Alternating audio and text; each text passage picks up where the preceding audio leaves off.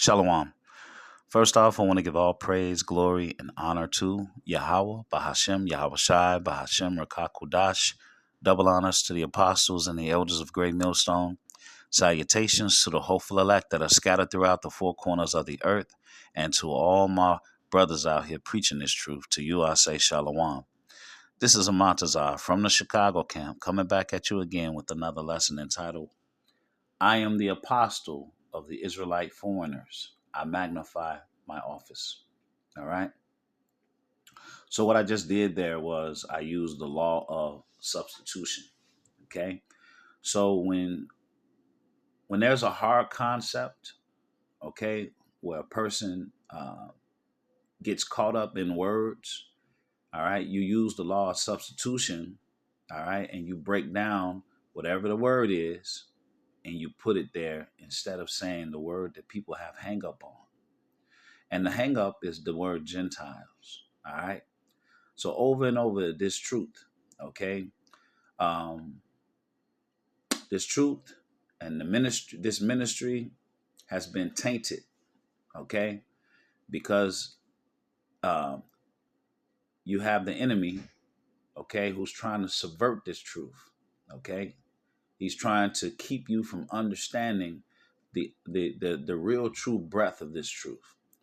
The scriptures was written by Israelites to Israelites for Israelites. Okay, so you have the ruler of this world, okay, who has taken our truth and trying to redefine it to you. All right, and he's used it and he's profited off of it, but we're nearing the end. Okay, so it's very clear to understand that Paul's ministry was to Israelite foreigners. So why was Paul on trial? Okay, Paul was on trial for his life because of his ministry, right? His letters and his missionary trips. Who were they to? To Israelite foreigners that resided in Rome, Corinth, Galatia, Ephesus, Philippi, Colossus, Thessalonians, or Thessalonica, okay? He wrote to the Colossians and never visited, okay? He never visited Colossus, but he wrote to them, all right? This is Acts 26:6. Now I am on trial because of my hope in the fulfillment of the Most High's promise made to our ancestors. Whoa. Wait a minute. Paul is on trial for the promise that the Lord made to our ancestors. But you're trying to tell me that Paul's epistles was for all of the nations? It was for anyone who believes?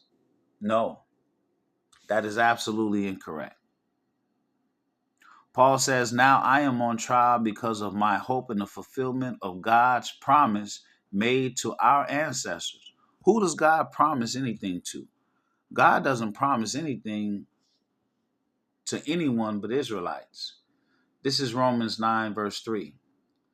For I could wish that myself were accursed from Hamashiach for my brethren, my kinsmen according to the flesh, who are Israelites, to whom pertaineth the adoption and the glory and the covenants and the giving of the law and the service of the Most High and the promises, whose are the fathers, and of whom as concerning the flesh Hamashiach came, who is over all, the Most High blessed forever. Amen.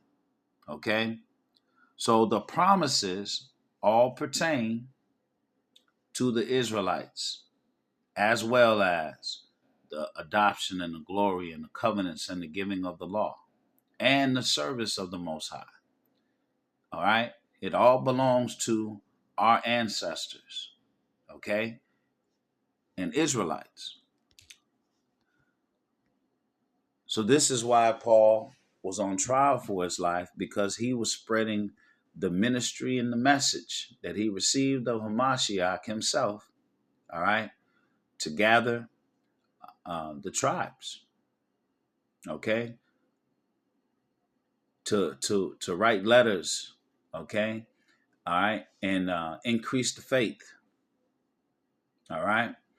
Of the Israelites that were in these foreign lands.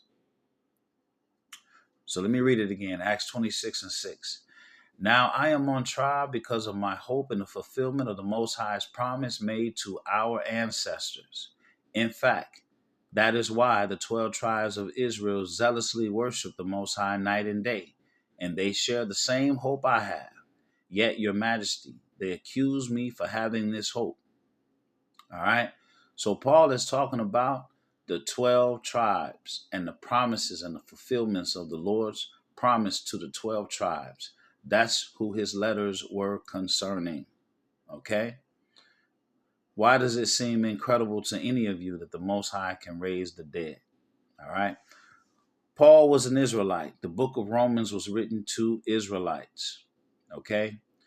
All right. So in the beginning of every book, there's a salutation to the saints or to the elect or to the brethren. Romans 11:1.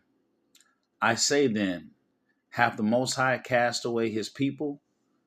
The Most High forbid, for I am an Israelite of the seed of Abraham, of the seed of the tribe of Benjamin.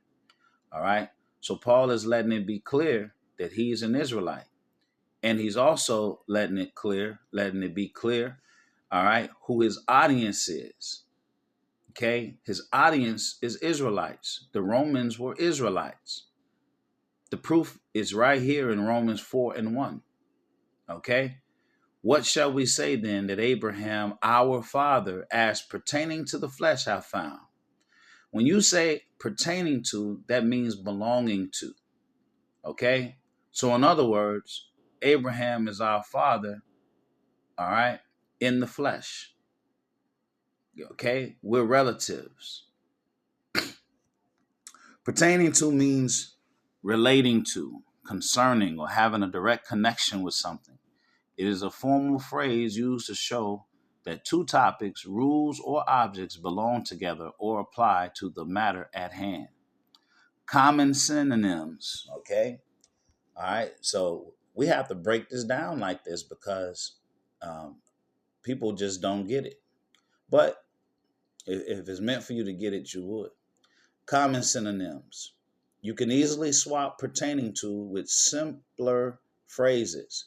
All right. Now I'm going to use the law of substitution just like I did at the beginning of this lesson. Okay. And we're going to use Romans 4:1.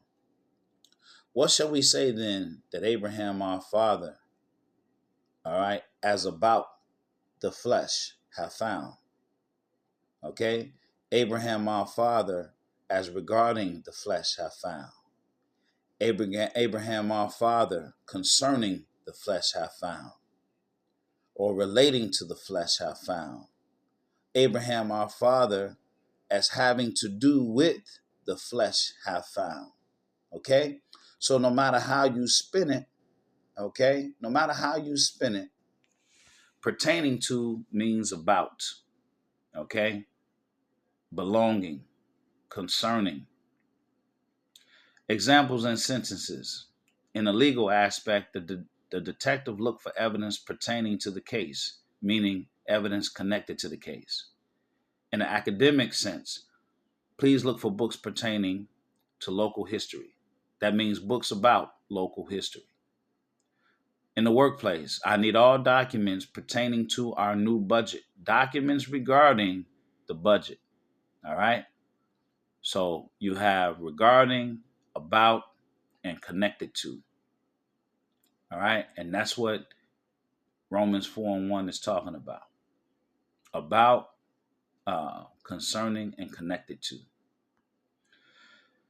Romans 11:13. All right. For I speak to you Gentiles, inasmuch as I am the apostle of the Gentiles, I magnify mine office. Okay. And what did we do earlier? We used the law of substitution. I speak to you Israelite foreigners, inasmuch as I am the apostle of the Israelite foreigners. I magnify mine office. If by any means I may provoke to emulation them which are my flesh, and might save some of them. All right. talking about uh, the doubting, unbelieving, circumcised. All right. All right. So this has been, I am the apostle of the Israelite foreigners. I magnify my office. I pray that this lesson has been edifying. Until the next one, shalom.